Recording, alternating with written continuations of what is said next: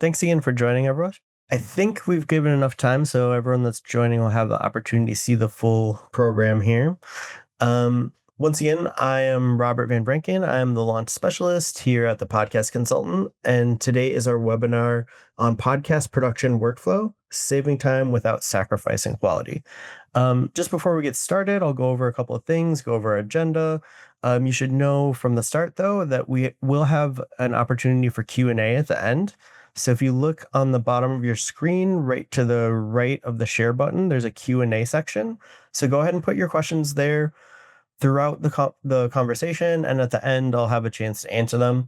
If for whatever reason we don't get to any of your questions, you can always reach out to us, to me specifically. My email is robert@thepodcastconsultant.com, or you can just reach out to us in general, podcast@thepodcastconsultant.com, and we'll make sure to give you any tips and tricks and advice and answers that we can. All right, so let's get into this. I'm going to get my screen shared. All right. Okay, so let's get started. Just so that you know a little bit about who I am and why I'm doing this presentation. I'm the launch specialist at TPC. I'm also the audit specialist, which we might talk about a little bit later. So I'm a very experienced podcast producer. I've been doing this about 8 years. I've produced over 1,000 episodes, which sounds crazy, but it's true. Some of my work has been featured in the New York Times and Forbes, a bunch of publications. I started working as an audio editor at TPC in 2020. I worked on a lot of influential finance shows some of you might know, like Capital Allocators or First Rounds in Depth. And again, I'm the launch specialist now, where I have developed dozens of different podcasts, including for big organizations like Columbia Business School. We do a few different shows for them, and big organizations like Franklin Templeton. So that's just a little bit about who I am and kind of my experience. So you know where a lot of this information is coming from. So here is kind of the agenda for what we're going to be talking about today. The problem, production overwhelm, philosophy, front load quality, automating routine, pre-production setup, smart recording techniques, automated post-production, systematic quality control, batch production strategies, essential technology stacks, measurable results, and finally, implementing an action plan. All right, so let's get into it. All right, so time versus quality challenge. This is going to be one of the most important things that we talk about, actually, and it's going to be a recurring theme throughout the conversation. So let's just start by acknowledging the frustration of spending more time editing your podcast than recording it or writing it. In general, a 1 hour recording requires at least 2 hours of editing time. So that means for every hour of content you create, you're spending double that in post-production. However, heavily edited podcasts can take even up to 3 to 4 times the length of the raw recording. So that can mean like nearly a full workday is spent on post-production for just a single episode, which is not efficient, of course.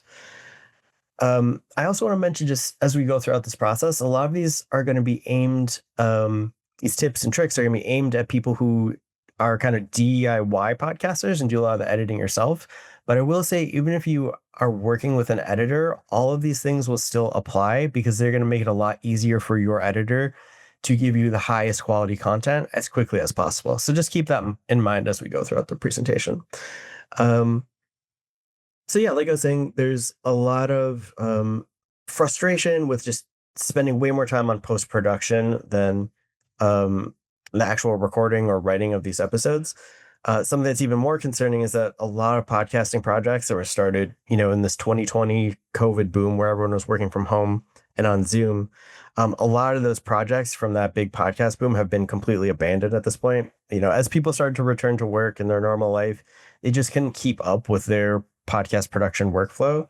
And so hopefully some of these things that we're talking about today will help with people who have that kind of production overwhelm. And, you can continue to do your show without, taking up all of your time in life. Not everyone has the time to be a professional podcast producer or editor or host. You all have lives and jobs. And I think the podcast is supposed to help with some of your career stuff too, and not be, the career itself. So, um, a lot of the challenges that like I've documented over time is just that it takes so long to do the editing, especially if you're doing it yourself. And then also just for turnaround time. Um, so if your production methods and your workflow are consuming more resources than the content creation itself, there's definitely better ways to do it. And today we're going to start to talk about some of those better ways. All right, so we're going to talk about the efficient production philosophy. So before we dive into like the specific techniques, we should just kind of shift our mindset a little bit. So the traditional approach to podcast production often creates a ton of unnecessary work. And most people have in mind like this idea that everything can just be fixed in post production. That can be true for a lot of things, but it's typically going to be like the most consuming approach to post production. And so we're going to talk about kind of ways to prepare the post production so it doesn't take quite as long. A lot of things can be fixed, not everything. And of the things that can be fixed, it takes a lot more time. So unless you set up with some of the ways that we're going to talk about today. So kind of this philosophy, quote unquote, is built on three kind of experience-based principles that I've noticed over time of working on my 1,000 episodes of podcasts. So the first thing would be to front load your quality. Um, our experience consistently shows that most audio quality issues stem from the poor recording setup rather than like insufficient post-production. So when you invest time in like the proper recording environment, proper microphone technique, which is really, really important, half of the issues that we see in post-production are just microphone technique problems. Like they're too far away from the mic, they're too close, and it's too distorted. It's a really important thing to keep in mind. So recording environment, the mic technique, and preparation. So you can potentially save hours of post-production work just by doing those things right. So the second thing is like automating the routine. So every repetitive task in your workflow can be systematized. So templates, presets, batch processing, these aren't just conveniences, they're essential. They are essential for sustainable podcasting. Industry standards and just like our experience in general will tell us that like 50 to even 70% time reduction is possible if you just do proper automation of routine tasks. So, and then finally, standardize everything. So consistency isn't just about your branding. It's about creating predictable, repeatable processes that will always deliver reliable results. So when you standardize your workflow, you achieve improved consistency and efficiency. And that's documented across all of the most like successful podcasts that we work with. So remember, we're not trying to cut corners and compromise on quality. What we're trying to do is just eliminate the inefficiency that is kind of rampant in podcast production workflows. So the goal is to spend your time on what matters, which is creating the content and connecting with your audience, which are kind of like the two most important things to focus on. So that's really where you want to make sure you're putting all of your time. All right. And I know I'm going to be moving a little bit quick through these because there's just a lot to get through, but keep in mind, you're welcome to reach out to us afterwards if, anything is marinating in your brain after talking about this stuff. And then if you have immediate questions, you can ask them in the chat at the end. But yeah, we'll keep moving. So pre-production optimization. So setting yourself up for success before you even hit record. So this is where we're going to start to kind of get practical. Pre-production is where efficiency really starts. So in our experience, proper setup prevents the majority of the most time-consuming post-production fixes. So we'll break this down to a few different critical areas. Your recording environment is really, really big one. So your setup there should be systematic and repeatable. So create a room acoustics checklist that's based on like your specific space. Again, that might be a little bit technical. We're happy to answer any questions, give any articles about acoustics because it's kind of a science on its own. But this doesn't mean you have to like build a studio and be, perfect professional quality. It just means that you should know exactly what adjustments you need to make in the space that you're already using. Documenting your optimal setup, like, even things as minute as like, is the door open or is the door closed, windows open, windows closed? Do you have acoustic panels and treatments up? How is your equipment positioned? And then any other environmental controls. Equipment positioning is definitely important. Again, like with a mic placement issue. So like for me on my desk setup, I have like a little X with a piece of tape where I always put my mic so that it sounds consistent every time. So from episode to episode, recording to recording, it's always going to sound the same. And that's really important. So all of your audio interface settings too. And again, I don't want to get too technical here because this is supposed to be like more of a general webinar, but feel free to ask specific questions about your recording stuff afterwards. So your audio interface is kind of like the amp that goes from your microphone to the interface to the computer. And there's oftentimes like digital settings that are usually called presets. So even if you're not using an interface like that, and you can't save your settings, if you have like more of a simple mic like I do here, which is just a USB mic where you plug directly into the computer,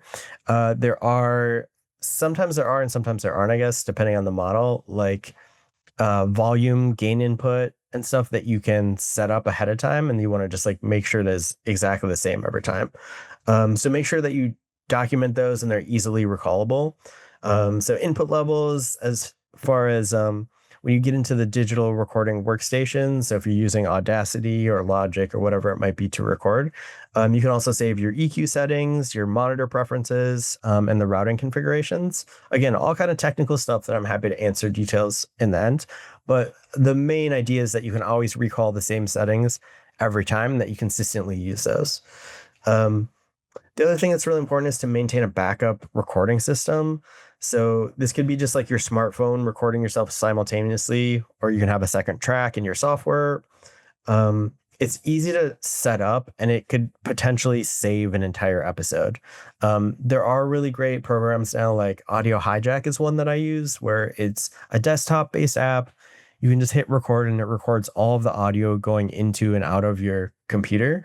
So if you're on Zoom or you're using on Riverside or whatever, it's just another way to easily record a secondary recording in case anything happens. And I haven't thankfully had to use it that many times, but in the times I have, I've been so grateful for it. And again, it only takes a second to set up, so I think it's super important. We could give more tips and tricks on that too, by the way. So for content preparation, you should definitely invest focused time up front to save a lot of time afterwards. So if you create detailed episode timelines and outlines, it's really important that you have like approximate time markers. So like not just the topics, but this topic will take, 5 minutes. This topic will take 10 minutes. So it helps with the pacing and the structure of your recording overall. So it'll keep you on track and it'll make the editing a lot easier in the long run. You should also prepare any of the recurring or like static elements, as we call it, which just means, things like the intro and outro that are always the same. A lot of people will have those pre-recorded. It just depends. Sometimes stylistically, people like to record it on an episode by episode basis. I think it's nice to have them pre-recorded. And what we do with the podcast consultant when we're doing production, we have templates made. So we have pre-recorded intros and pre-recorded outros. And then there's also an episodic intro, depending on the show, depending on the format.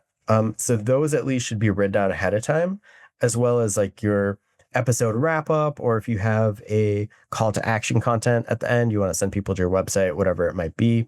Any sponsor reads, anything like that should definitely be written out ahead of time and recorded as a part of the episode, because it'll save a lot more time and it's just a lot easier for the editing process overall. Professional sounding scripted elements integrate more smoothly into the post-production than improvised content. It's just a lot easier to edit and it just makes a lot more sense to do it during the recording. For guest episodes, so you want to make sure that you complete all the briefing and the technical testing before the recording begins. So if you want to do your audio tests, explaining the format to your guests, talking about the topics that you want to talk about all up front, so that by the time you get to the recording time, you're focused purely on that. So it doesn't take that long to do any of this, but it's really important. And like I said, doing this up front is going to make your post-production time much, much shorter, which is ultimately what we're all going for here. All right, so moving on to smart recording techniques. So, professional recording technique focuses on capturing audio that requires the least amount of post production intervention. So, I'm just going to share a few of the fundamental strategies here. The 3-2-1 recording method. So, the three being recording 3 seconds of room tone. So, as the podcasting industry has like progressed, some of the tools have changed over time, and getting room tone was always super super important early on before people starting to use a lot of like AI noise removal. However, I think it's still important to do nowadays because even if you are using some of those apps, it makes it easier for those apps to recognize the silence, aka the room tone, so that you can kind of remove that in the end, so that when you are editing and there's spaces in between words that were edited, it's not going to be jarring. If you're not using any of those type of apps, room tone is really good for kind of replacing the gap in between words when you do edit. So it doesn't come to like a halt of like complete silence in between words when you're used to hearing a little bit of room tone in the background. A lot of you have probably heard podcasts that are edited that way, and it just like is kind of jarring. You notice the edit every time. So it's important to get that like at least 3 seconds of room tone at the start. And then the two is to have two recordings. So at least one backup recording. Sometimes people will use something like I was talking about, audio hijack, in addition to recording on their smartphone as well. So that's really, really important. And then the one is to just try to primarily get one primary high quality take. So instead of trying to do a bunch of takes, just practice ahead of time and get your takes down in just one, ideally. Now, it's not going to happen every single time, but it's just something to keep in mind. So yeah, live production notes are also really important. They aid in the efficacy of editing and post production. So I would maintain simple notes during the recording, like timestamps for like exceptional quotes. If your guest says something that's going to be really interesting that might draw people to the episode, you can mark that down. If there's any technical issues, like someone's, internet is unstable for a little bit, or their voice is going into the red, that's also something that you're going to want to write down in your production notes. So any technical issues that need attention. And then natural segment boundaries. So like if you have different segments throughout the podcast, you have your intro and your outro, you might have like a rapid fire questioning at the end, to note in the timestamps on your production notes, like where those begin and where those end, because that's going to make it easier for the editor in the end. So all this stuff transforms like lengthy editing sessions into focused, targeted work, because you know exactly where everything important that you're going to need to address occurs, and you can go right to it. Active level monitoring throughout the recording is also really important. It ensures that you have consistent audio, that again will require minimal post-production adjustment. So as far as like your voice recording, you should be consistently registering the same range on your meters throughout the episode. So for like digital audio workstations, you want to aim for, the standard is kind of like -12 to -6 dB. If you're using a more simple recorder, like a Zoom recorder or something, you can kind of look and see. It's usually colored. So when you're in the red is the like kind of industry standard phrase. It means you're clipping, or like you could potentially distort the audio. So you want to make sure you're not in the red. The green is where you usually want to be. It's like traffic signals. And then yellow is right in the middle. So usually if you're peaking in the yellow or barely peaking in the red, and you're consistently doing that, then you have a good audio level. So just make sure that you're maintaining and keeping an eye on that as you record. But before you even start recording, a way to ensure that that's going to be most possible is to just do like a 30-second level check at the beginning of each session. So I would usually recommend to record a few sentences just at like your normal speaking volume, and then adjust the levels there accordingly. You can even play it back and see how it sounds. This will prevent like the common problem of having to like adjust the levels a lot throughout the episode, which can be really time consuming for post-production. And again, like there are these AI tools that you could use that we're going to be talking about next, where it will level everything automatically for you. However, if you're recording really inconsistently, so like you're very quiet, and the AI program needs to level that, it's going to sound a little bit different in the tone based on like how dynamic your range is. So it's still really important, even if you're using those AI tools afterwards, which we'll get to right now. So automated post-production workflow. Automated post-production leverages technology for the heavy lifting, while preserving your creative focus. So this approach can dramatically reduce like I talked about, the industry standard of 2 to 3 hour editing per episode. That's for a typical 60-minute episode.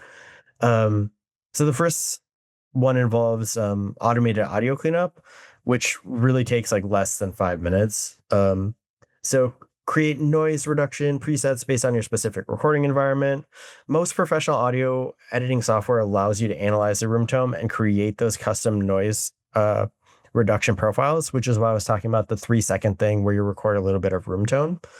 So configure this once, then you can save it as a preset and apply it consistently to every episode. We're going to be using that term a lot, actually, preset. And just so you know, it means a lot of different things. With regard to audio interfaces, saving a preset is where all your levels are set, like your input levels and how it's routed and everything. Presets in digital audio workstation plugins are like the different type of plugins that you're using and what we call like a processing chain. So just important to keep that vocabulary in there so you know what I'm referencing, because I'll keep talking about that throughout the conversation today. The other thing is templates. So templates are something that we save in digital audio workstations that can have your intro, have your outro. And importantly, you can also save like your EQ. So you can template the same EQ every time for your voice. So every voice has characteristic frequencies that benefit from either enhancement or reduction of certain frequencies. So rather than starting from scratch each episode, you can create a reliable template for your specific vocal characteristics. Similarly, compression chains that smooth dynamics consistently across the episode is really important. Same thing goes with limiters. Compression just means it's kind of getting everything to the same level so that the highs aren't too high and the lows aren't too low. Limiters is limiting the level, so it kind of prevents you from going into clipping. So those are really important things to have in your preset chains. Even if you're sending it over to someone for post-production editing, if you give them that head start of having the presets in where you have really good compression, limiting chains, and then your EQ is consistent every time, it's going to make the final product a lot better. So that's definitely something to keep in mind if you are sending it off for editing. So yeah, the key principle is to configure these processes once and then apply them systematically to every episode. So this will transform the like 30 to 45 minute basic cleanup process into like a 5 minute preset application, because you've already done a lot of that work ahead of time. So yeah, step 2 is AI assisted editing. So it really has like revolutionized podcast production efficiency for some of the people who are, DIYers, people who do it themselves. So modern tools like Descript or Riverside even does it now, can automatically identify and remove filler words. It can optimize like silence gaps. It can cut the silence down, eliminate like mouth noises like lip smacks and really hard S sounds when people pop their P's, those kind of things, which is amazing. I will say that if you use tools like Descript that automatically detect and remove like filler words like the ums and ahs, it can save a lot of time on editing. Unfortunately, like all kind of AI tools, it's about 85 to 90% good, and it kind of takes a little bit of humanizing to get it just right. So what I usually recommend for using these programs that cut filler words is that you go one by one rather than just eliminating all of them without actually listening to them. So it is going to take a little bit longer to do it that way, but it's going to sound a lot better because they can't always recognize where one word starts and the other begins. So it will end up kind of cutting it off, which makes the editing sound really jarring.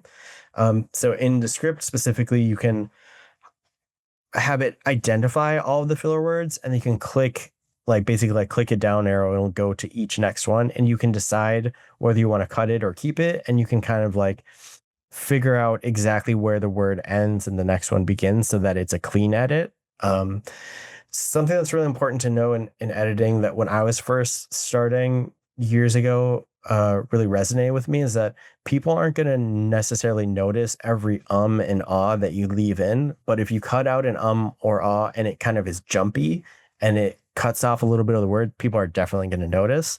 So that principle definitely applies to this when you're using AI editing for filler words. But it does work pretty good in general. It can save you hours, especially if you're editing on your own and you're not a professional editor. It's super helpful. Um, so yeah, step three uses template-based assembly to standardize your production output. So you can kind of create a master template, including your intro and outro music, your any transitions between segments. A lot of times people have little musical riffs that go in between their segments, any sponsored content.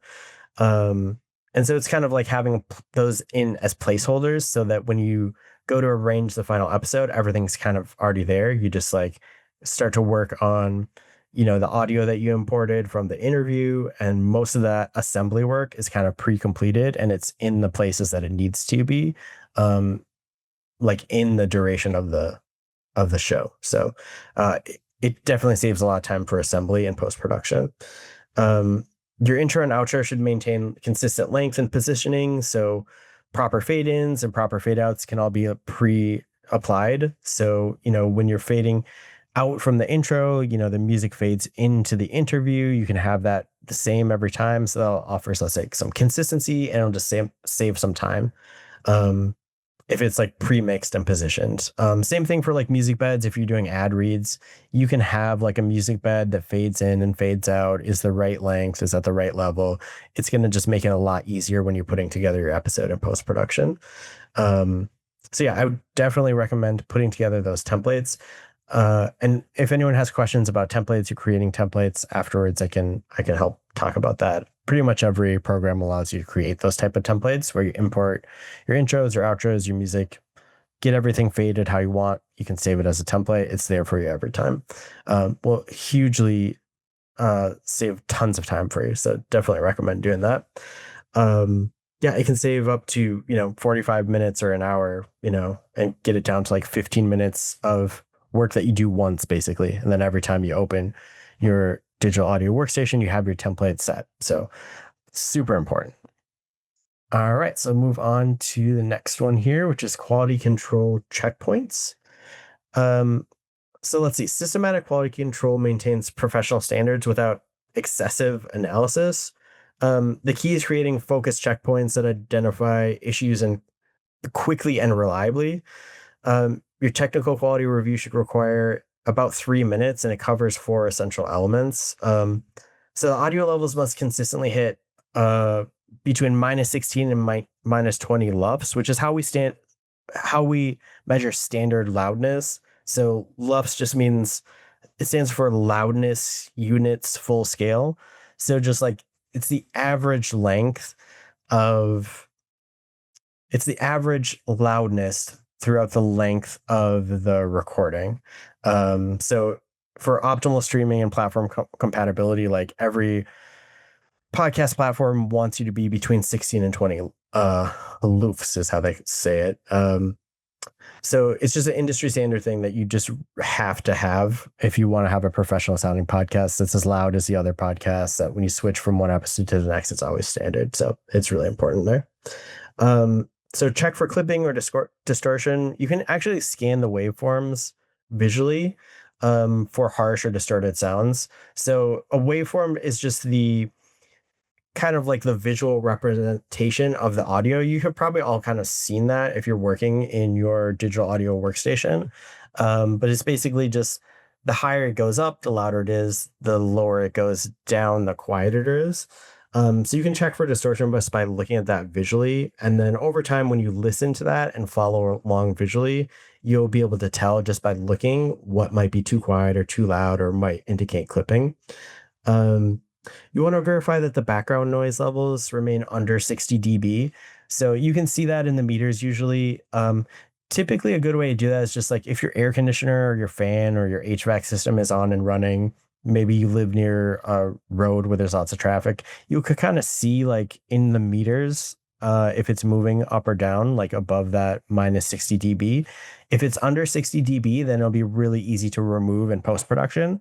If it's louder than that, and you can still remove the background noise, but you're going to also be affecting negatively the quality of the recording. So it's really important that you verify that before you get started. So any of that background noise should just be inaudible to listeners when they get to the final product. Um, Other than that, you want to confirm the intro and outro elements are aligned properly with your content. There's no like awkward gaps or words that are cut off or abrupt transitions. Um, the content quality review should take like, I don't know, 7 minutes, and it focuses on the listener experience. So you can verify key messages that are clearly delivered, listen specifically to your main points. Can listeners easily identify what your main points are? Are they easy to remember? So those kind of things are really important when you're doing the quality check. Evaluate the transitions between segments for smoothness and flow. So if you have done our previous steps where you set up those templates, those are kind of like predetermined. So your intro and outros are faded nicely. You don't have to worry about that. But sometimes in the editing process, things can get scooched around. So it's good to just confirm when you're doing these quality checks that those transitions are all natural and they guide listeners through your content structure in a easy way. You want to also confirm your call to action is clearly placed and stated. So that's is usually the call to action is usually things like encouraging subscriptions, website visits, social media engagement. Make sure that whatever your call to action is, because sometimes the entire point of a podcast is to point people towards the call to action. So make sure that is really obvious, and sometimes even it's good to repeat it throughout. So you can kind of mention a little bit of it in the intro, a little bit in the outro. Sometimes people do like mid-roll ads for, sending people to their website or whatever it might be. So super important. You want to also just verify that the length of the entire recording or episode is within your target range. So consistent episode length helps establish listener expectations and improves engagement patterns. The nice thing about podcasting is it doesn't have to be like 60 minutes and 0 seconds every time like a radio show might be. So there can be some variation, but in general, you want to have a target range and then not exceed that or go below that by too much. So that's kind of an important thing that you want to have at the end of your quality control. It becomes intuitive with practice. So rather than guessing every second guessing every edit decision, you can follow like this proven checklist, and that will ensure that you have consistency every time. So it is really helpful thing to do. All right, so we're going to move on to the next one here, which is batch production strategies. Batch production delivers significant efficiency gains just by grouping smaller tasks together to maximize focus and minimize setup overhead. So this strategy can transform your whole workflow and even just like your recording schedule. Recording batches creates consistency, and there's a lot of efficiency advantages to it. So instead of setting up your recording environment for every episode, you can dedicate specific time blocks to recording multiple episodes at once. When recording like 3 to 4 episodes in a session, you eliminate the time that it takes to do the repeated setup. And then you also will maintain the exact same environmental conditions, which leads to the most consistency in the recording and in the ultimate episode. So your audio becomes consistent, because your microphone position is consistent, because your environment is consistent. And it's good to have those across all of the episodes. Same thing goes for like your voice characteristics, the room tone, the levels. It makes everything in the editing process a lot more smooth and more predictable, and then leads to like a quicker post-production process in the end. So there's a lot of benefits to recording this way. So you can consider, depending on your cadence, I guess, schedule recording sessions monthly or biweekly. Again, just depends on what your publishing frequency is. And if you can block off 4 to 6 hours to complete like multiple episodes in one focused productive session, like a month or a week, whatever it might be, your needs are for how often you release episodes, it's going to actually end up saving you time, even though it seems like a big commitment to spend that amount of time for a day.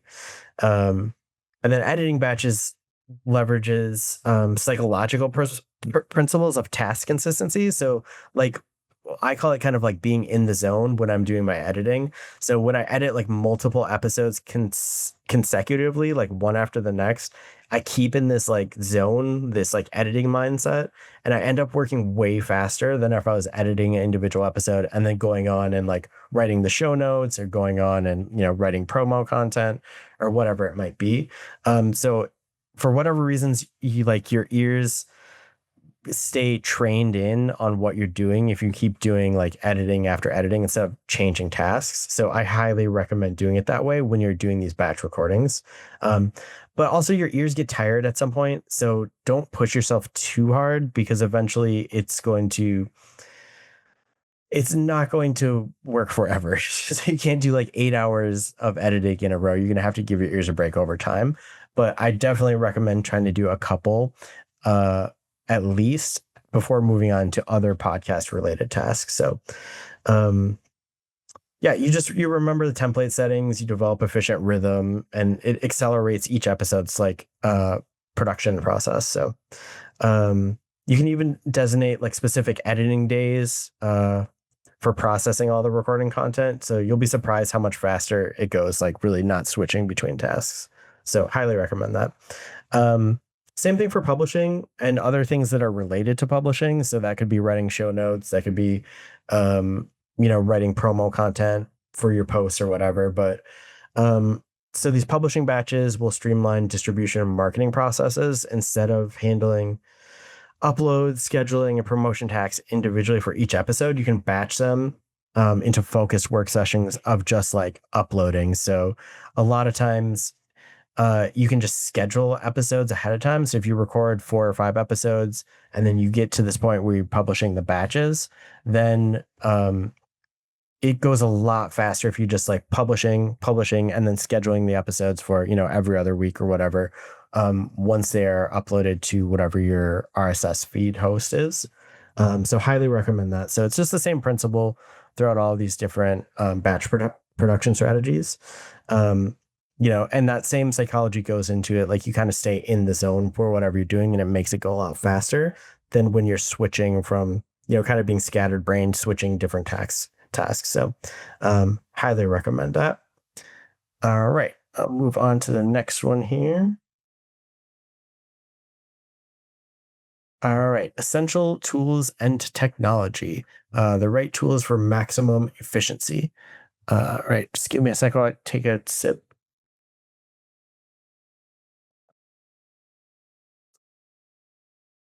All right. So we're going to discuss the specific tools that enable efficient workflow implementation. Um, so success doesn't necessarily come from expensive equipment, but from using appropriate tools strategically. So for recording and editing, you should choose software that works best for you, but definitely ones that support templates and presets. Most of them do. Hindenburg Pro is a really big one that's like specifically designed for the spoken word. And there's a lot of really great features like automatic leveling. Reaper is another one that offers like extensive customization and automation capabilities. And it's relatively cheap. I think it's like $60 at this point. So that's really good to know. And then even cheaper than that is Audacity, which is free. It's an open source program. So it's very customizable. And when you configure it properly, it's super efficient at creating like custom presets and templates. So if you're kind of like trying to figure out which digital audio workstation is going to work best for you, that's one of the best ones to start with because it's free. And then also I think Reaper even you can try out for free.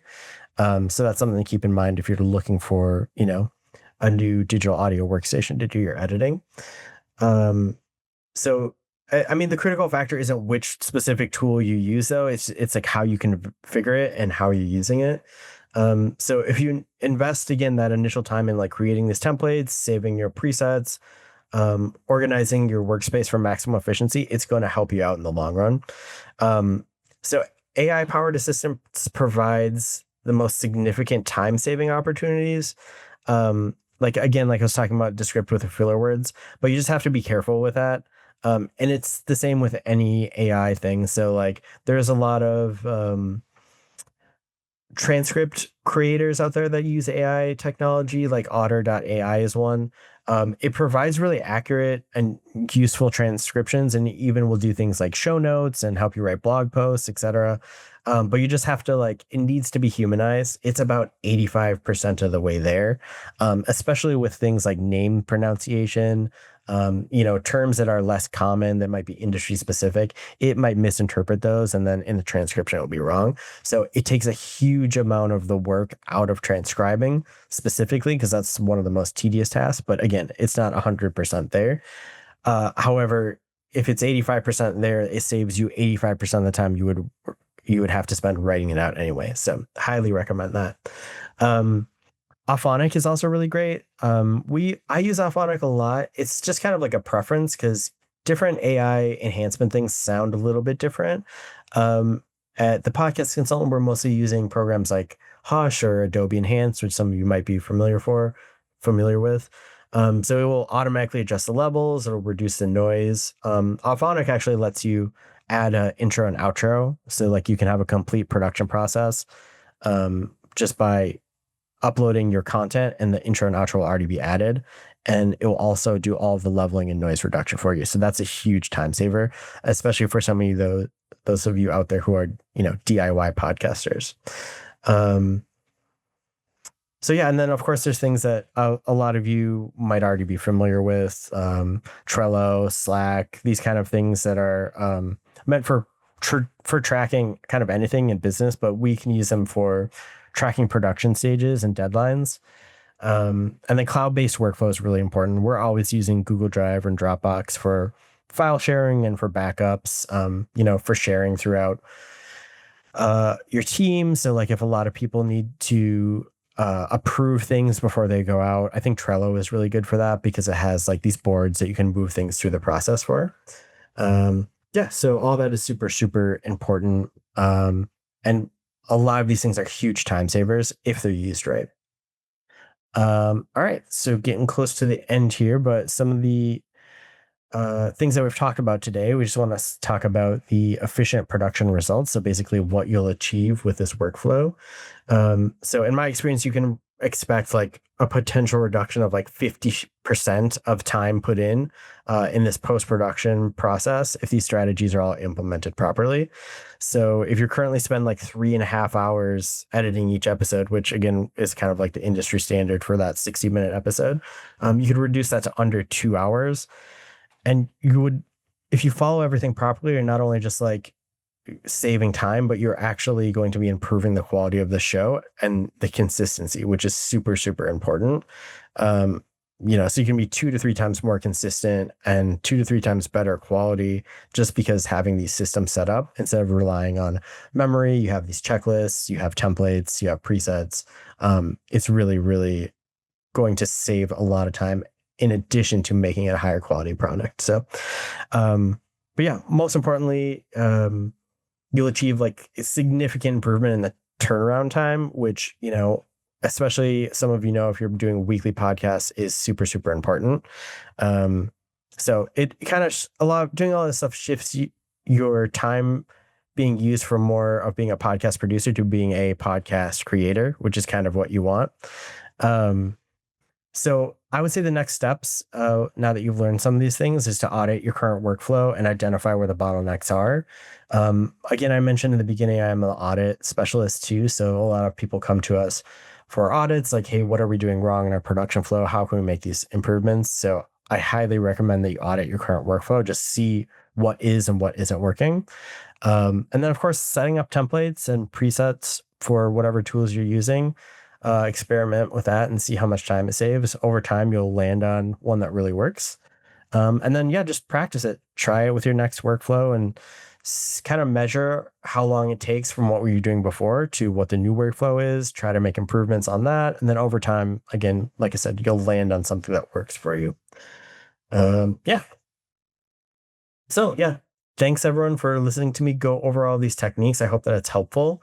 Um, and I just want everyone to remember that the objective isn't like perfection, it's like measurable progress. And every hour you save in the production creates like time for you to create better content, to engage with your audience, or simply not spend time podcast editing, enjoying your life, or, whatever it is that you're doing uh, for work. I know a lot of these podcasts like are related to the work that you're doing, but you don't necessarily have 100% of your time focused on the podcast. You also have to focus on the work that the podcast is being aimed towards. So, yeah, it was really exciting being able to have this talk with you guys, and I will now move on to the Q&A panel in a second. I just want to let you know that we have all of our webinars are actually on our YouTube channel.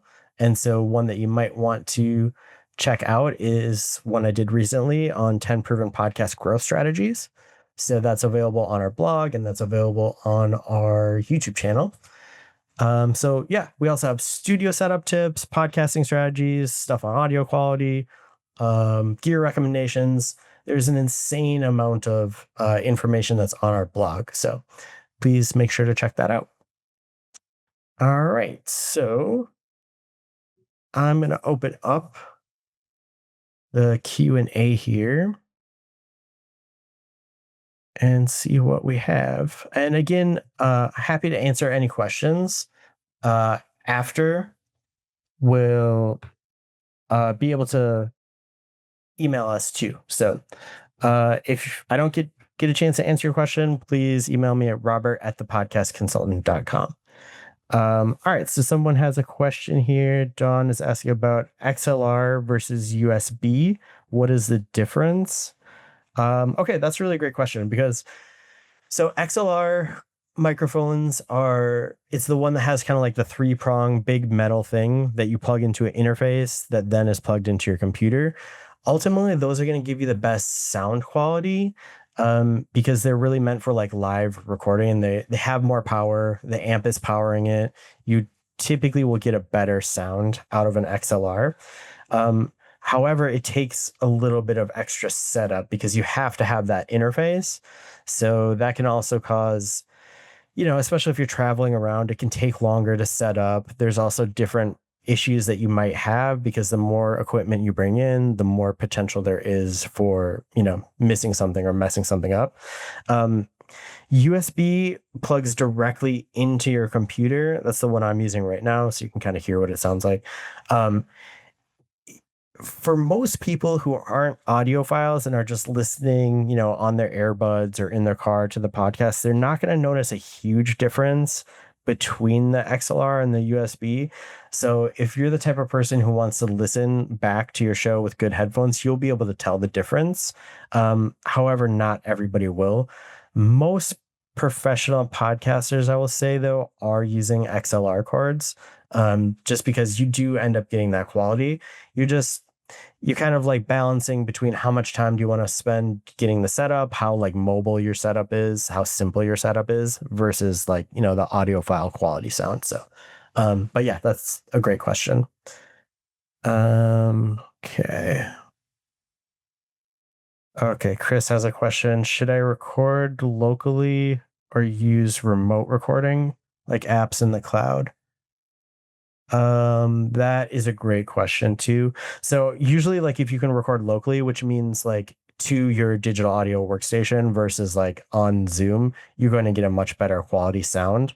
So a lot of times people do both. So like a lot of people that I work with will record on Zoom and they'll simultaneously be using their mic that's hooked into Zoom and then recording to their digital audio workstation. So you get a much better quality sound. And if there's any internet problems, like connectivity issues where you get cut out on Zoom, you can then replace in the final edit your recording with what was recorded locally. It only takes a second to set up. but in the end, it's going to be a lot better quality. So you kind of get best of both worlds doing it that way. The one thing to think about if you're doing that, though, is that you're going to need to sync your original Zoom audio with the audio recorded separately.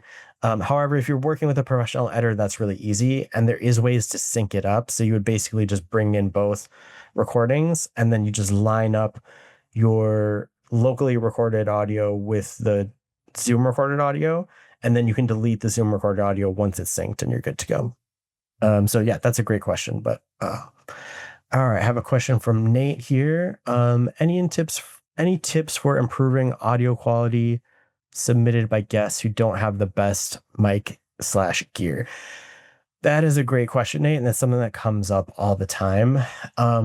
If someone is not using a mic, there's only so much that you can do.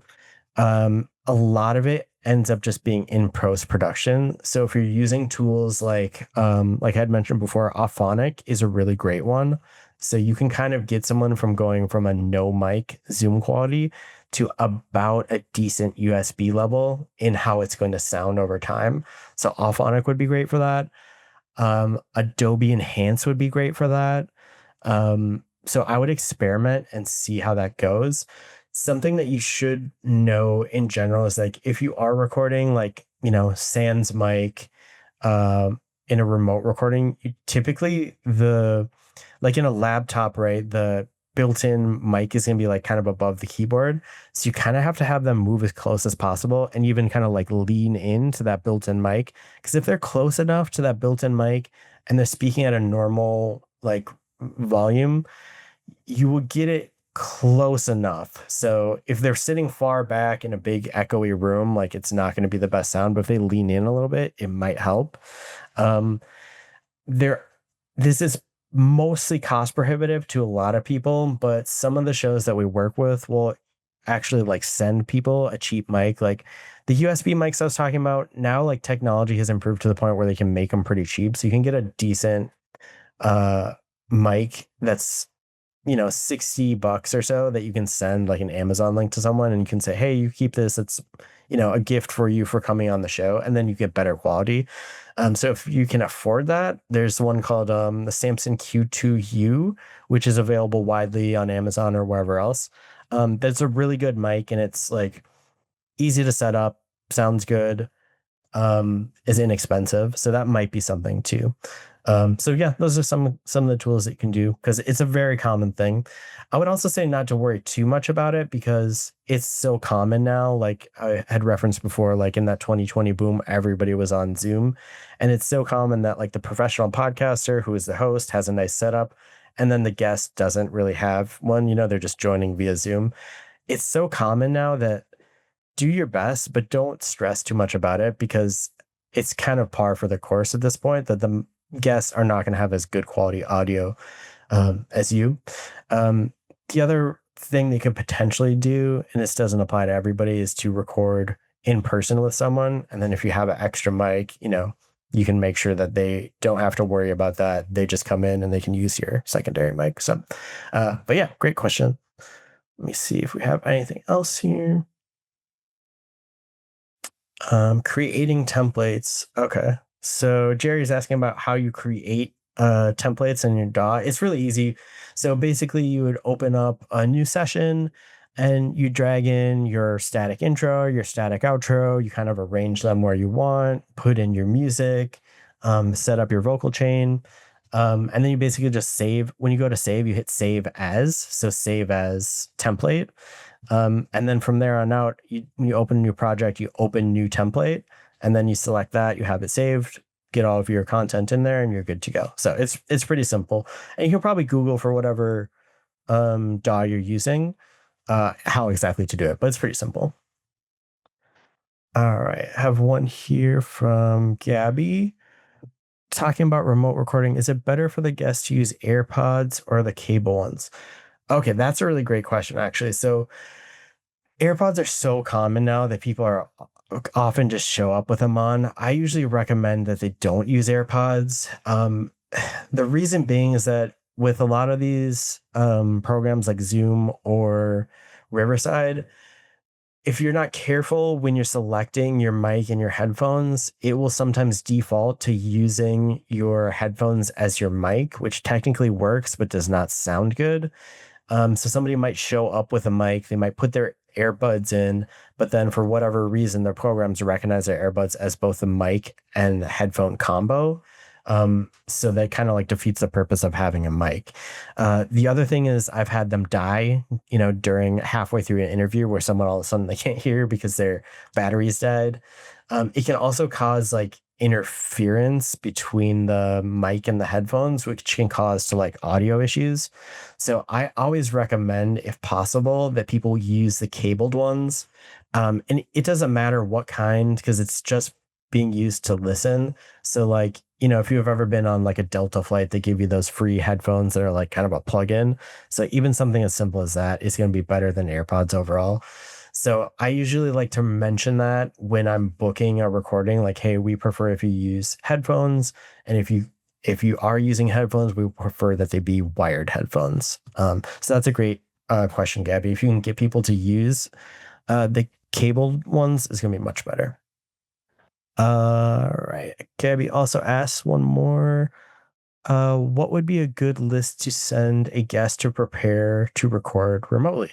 That's a great question. Well, first of all, it's smart that you're already thinking about that because not everybody does.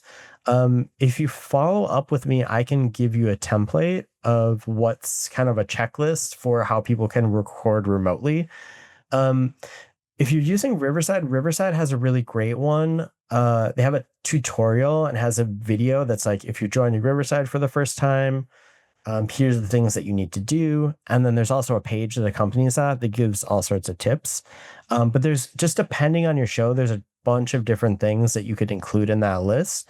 But if you want, please reach out to me, Robert at thepodcastconsultant.com, and I'll give you my little template that I use. And then you can kind of like, take what you need from there, and make your own. But yeah, it's really smart that you're thinking about that because not everybody does. So, but yeah, feel free to reach out to me. I'll share my template with you. All right. I think that's everything, and we just about at time here. So yeah, thanks so much, you guys. I really appreciate everybody joining today, and I hope you found some useful tips. I think you probably have enough things that you can kind of try out, test, and see if it makes your production process go a little bit easier. So yeah, thanks everybody for joining, and I hope you check out all of our services. You can check out our blog post for more info, like I said, and make sure to check out our YouTube channel afterwards. We should have that posted along with the other webinars shortly. So thanks again, everyone, for joining.